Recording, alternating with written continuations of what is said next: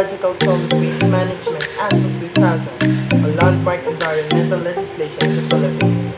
The law was crafted in response to the looming garbage problems in the country.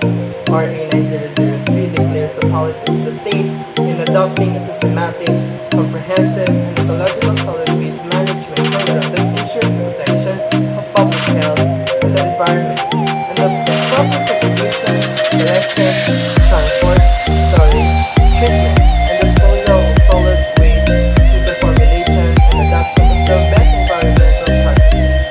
Moreover, it illustrates the potential benefits of starting not only in addressing waste management problems but also in other ecological solid waste management na ipapahayag ng mga polisiya kung paano maging sistematiko o komprehensibo ang pagmamanage ng mga solid waste. Dahil sa lumalang ng pagdami ng basura dito sa bansa, ngayon din para maproteksyonan ang kalusugan sa paligiran at magkaroon ng maayos na segregation, tamang pag-transport, gayon din sa collection, treatment, pagdidispose ng mga solid waste sa pamamagitan ng formulation at saka environmental. RA 9003 describes solid waste management as a discipline associated with the control of generation, storage, collection, transfer, and transfer processing and disposal of solid waste. The manner by which these activities are conducted shall be in accord with the best principle of public health, economics, engineering, conservation, aesthetics, other environmental considerations, and comprehensive ecological solid waste management program by creating the necessary institutional mechanisms and incentives, appropriating funds, declaring certain acts prohibited, and providing penalties. Ang RA 9003 ay isang disiplina sa pagkontrol ng paggawa, pagtatago, pangongolekta, paglilipat, pagdadala, pagpuproseso, at pagtatapon ng solid waste.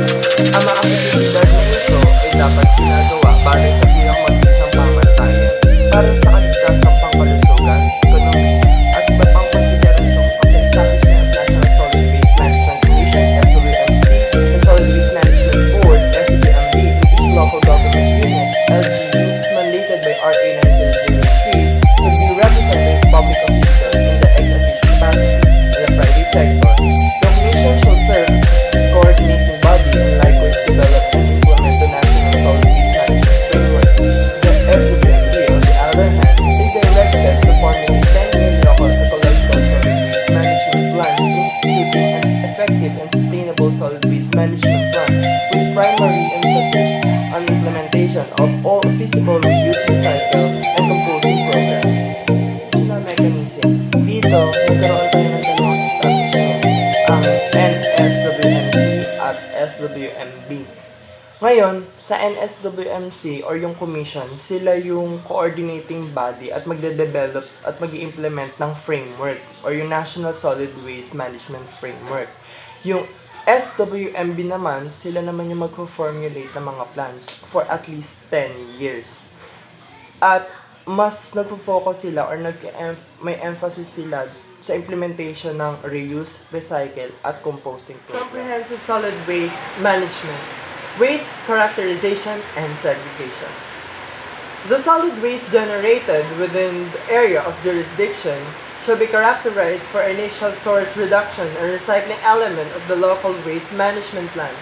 A separate container is required for each type of waste for on-site collection properly marked as compostable, non-recyclable, recyclable, or special waste.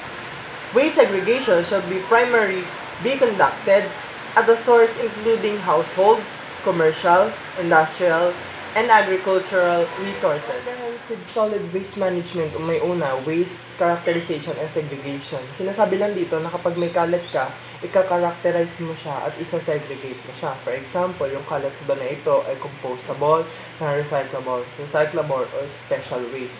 Tapos yung mga kalat na ito, syempre may pinagkukunan. Maaaring sa household, sa commercial, industrial, and agriculture sources. Source reduction. This refers to the method by which the LGUs can reduce a sufficient amount of solid waste disposed within 5 years. LGUs are expected to divert at least 25% of all solid waste from waste disposal facilities through reuse, recycling, and composting activities. The rate of waste Diversion is set to increase every 3 years. Resource reduction, pamamaraan ito ng mga LGU para makabawas ng amount ng solid waste na tinatapon for 5 years. Kaya na-expect ng LGU na makakabawas sila at least 25% sa lahat ng solid waste na tinatapon sa mga facilities sa pamamagitan ng reuse, recycling, at composting activities.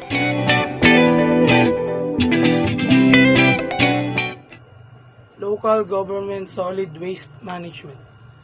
To encourage and facilitate the development of local plans, NSWMC is mandated to publish guidelines for identification of area with common waste management problems and appropriate units for clustering solid waste management service. This is to reinforce provision of the local government code for all provinces, cities, municipalities, and barangays to consolidate or coordinate efforts, services, and resources to establish common waste treatment and disposal facilities. Local government solid waste management. Ito naman po yung tungkol sa local government na naghihikayat at namumuno ng development para sa mga local plans. Regarding solid waste management, sila yung nagpapatupad sa lugar na nasasakupan nila. Tulad po ng probinsya, barangay, mga city, ganun po. Basta about po ito sa nagpapatupad ng solid waste, yun yung mga local government. Incentive scheme. An incentive scheme pursuant to Omnibus Investment Code is provided by the Act to encourage participation of individuals, private organizations, and entities, including non-government organizations, in developing outstanding and innovative projects, technologies, processes, and techniques or activities in reuse, recycling, and reduction. This includes 10-year tax and duty exemption on imported capital equipment, vehicles, legacies, gifts, and donation used for collection of solid waste and tax credit equivalent to 50% of the national internal revenue, taxes, and custom duties. Non-fiscal incentives are granted to businesses and industries engaged in recycling of waste in form of simplified procedures or for information of equipment, spare parts, new materials and supplies, and for the export of processed products. Other forms of incentives include extension of financial services to individuals, enterprise or private entities engaged in solid waste management, and grant entitlement to outstanding LGUs. Those LGUs who host common waste management facilities can likewise receive incentives. Incentive scheme.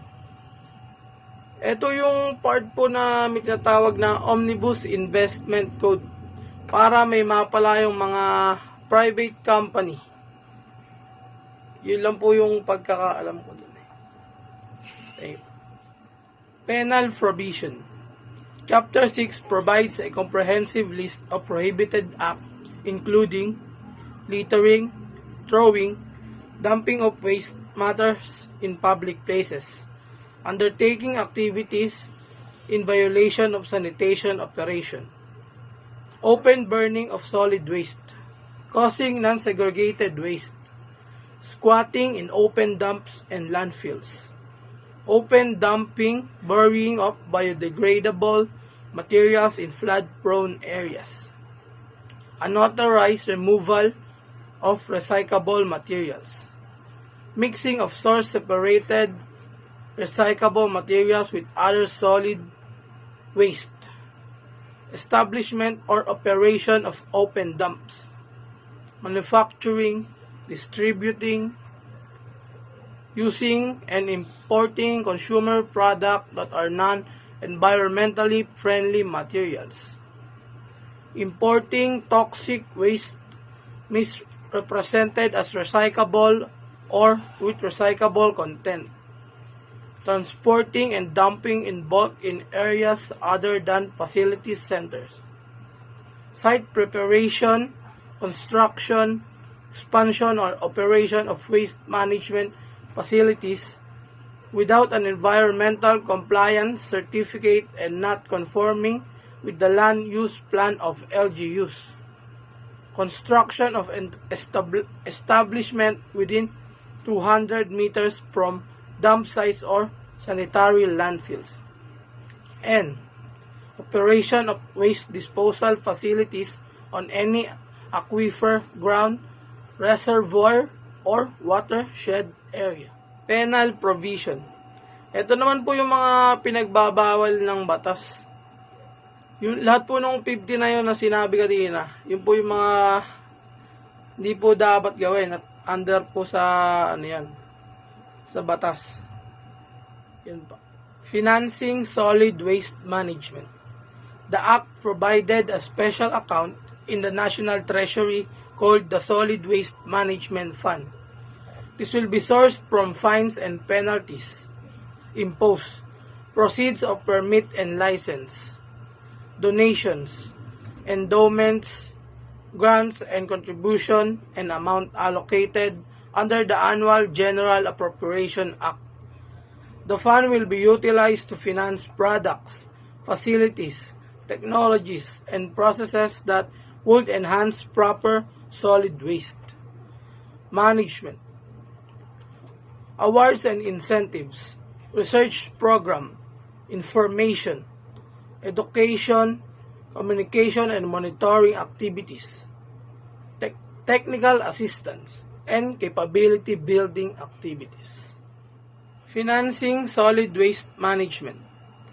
Ito naman po yung batas na nagpapatupad sa Solid Waste Management Fund. Dito manggagaling yung fund mula sa pagmumulta ng lalabag dito.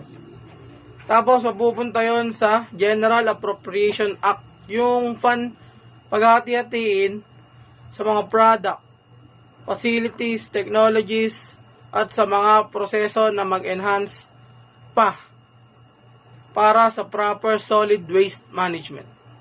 Yun lang po. Conclusion. Human activities contribute significantly in waste management. Recognizing the effect of improper management. Garbage crisis can be prevented by practicing waste characterization and segregation of source at source. Proper collection and transfer, recycling, and composting as mandated by the law. Conclusion. Lahat po ng ginagawa ng tao may kontribusyon sa pagkakaroon ng waste. Ang pagkilala sa hindi wastong pamamahala ng krisis sa basura ay may iwasan sa pamagitan ng pagsasagawa ng pag-characterize or segregation ng basura at paghiwa-hiwalay sa pinagmulan. Tamang koleksyon at paglipat ng recycling at pag-compost ayon sa pinag-uutos ng batas.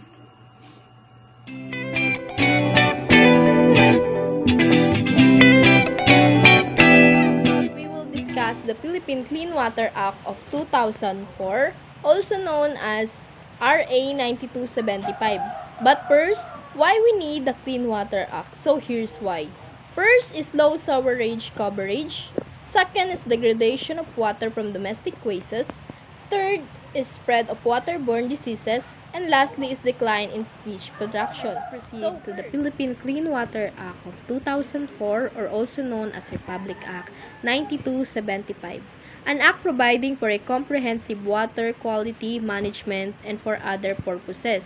So, kailangan dito sa act na to, kailangan i-assure ang kalidad ng tubig upang sa gayon ay mapakinabangan nating mga tao at ng mga hayop at maging ng future generation.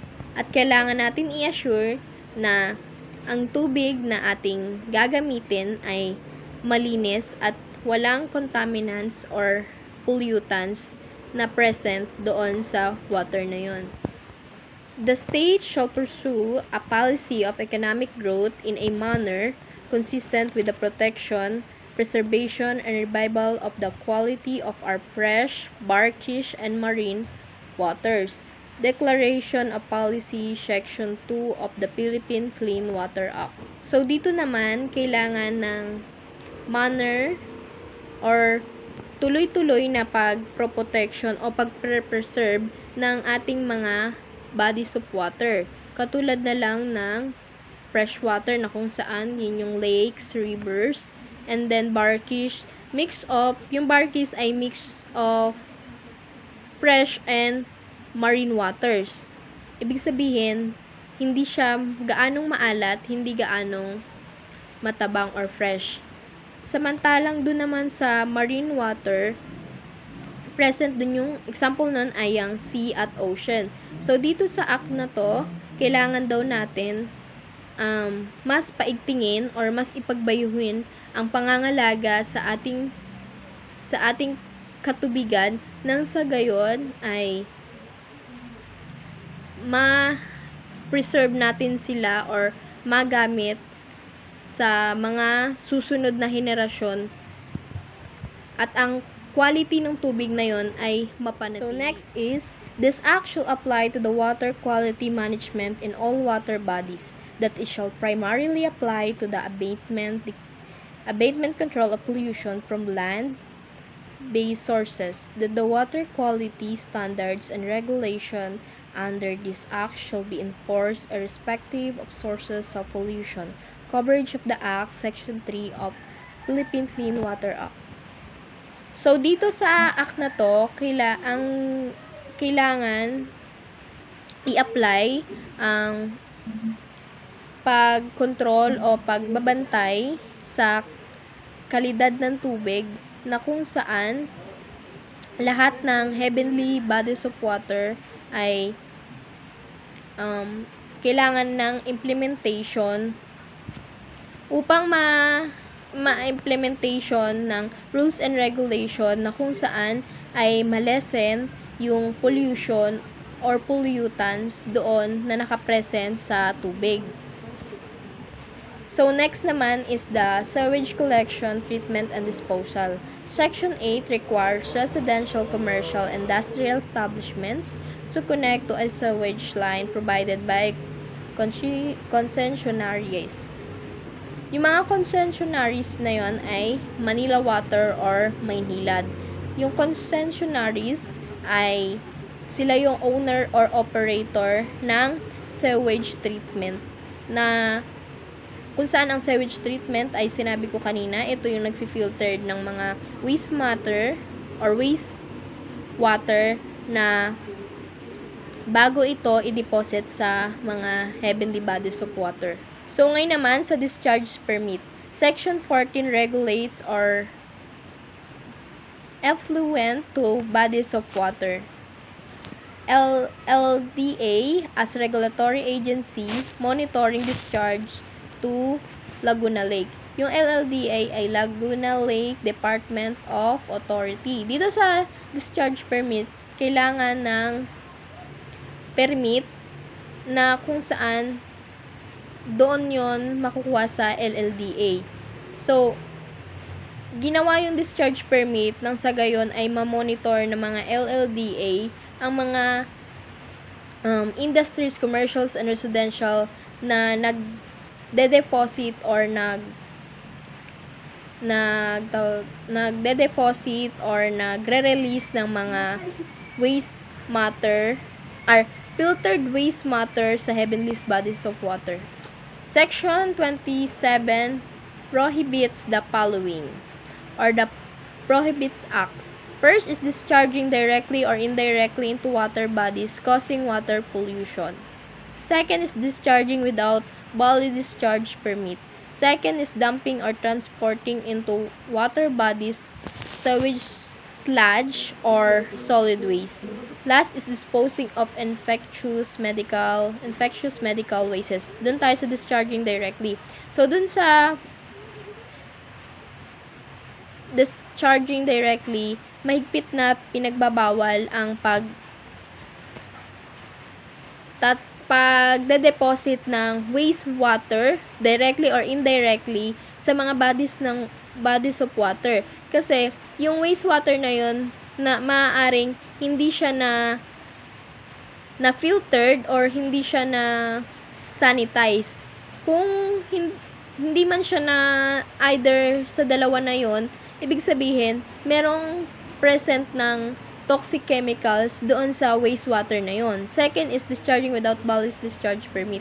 So, kailangan nga, kanina sinabi ko doon sa discharge permit, kailangan ng permit kung ikaw ay magsasagawa ng releasing of filtered water na galing doon sa inyong mga factories or commercials or residential. So, kailangan binaban din yung pag-discharge ng wastewater na walang permit. Third is dumping or transporting into wastewater bodies, sewage, sludge, or solid waste. So, eto, bawal din to, yung pagtatapon sa mga heavenly bodies of water ng mga sewage sludge. Yung sewage sludge, ito yung sa sewerage system, ito yung galing sa mga Poso Negro. Yun yung sewage sludge or solid waste. Yung solid waste, syempre, ito yung mga plastic, lahat ng solid. And then, disposing of infectious medical wastes. So, ito, alam naman natin na isa ito sa pinagbabawal, yung pagtatapon ng mga medical wastes. Kasi, dun sa medical wastes, maaaring maraming viruses and bacteria na present doon. Kasi ginamit yon sa mga operation, sa hospital. So, maigting siyang pinagbabawal na itapon. Kailangan naman talaga, yung mga ganong bagay ay kailangan ay itinatapon sa tamang lalagyan or ibinabaon. So, last is the penalties and enforcement. Fine of not less than 10,000 to 200,000 pesos per day violation. So, yon. Kung ikaw ay nagkakagawa ng violation, kailangan mo magbayad ng 10,000 up to 200,000 sa isang araw. Kung kailan mo na violate yung kung kailan mo na violate yung law. Kasi, kung hindi natin gagawa tayo ng mga penalties and enforcement, paano lang natin mapapanatili na malinis or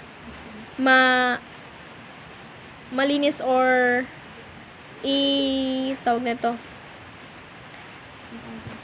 maayos yung or safe yung water na ating ginagamit. So, issuance of an ex parte order for closure, suspension, or cessation of operations of violators. So, dito naman sa last, maaaring yung kapag nag-violate ka or nag-violate yung company mo, ikaw, yung residential or yung commercial, maaaring ma-shutdown or mapasara, masuspend, at tuluyan ng alisin yung industry or commercial or residential na yun. So, yun lang. So, dito sa Philippine Clean Water Act, dito lang pinapatupad yung tamang pangangalaga ng tubig, na kung saan tayong mga tao ay dapat ginagawa natin yon upang sa gayon ay ito ay magamit pa ng mga susunod na henerasyon. At hindi lang naman tayong mga tao ang kailangan or makikinabang dun sa water or sa quality ng water, kundi yung mga living things na nakatira or present dun.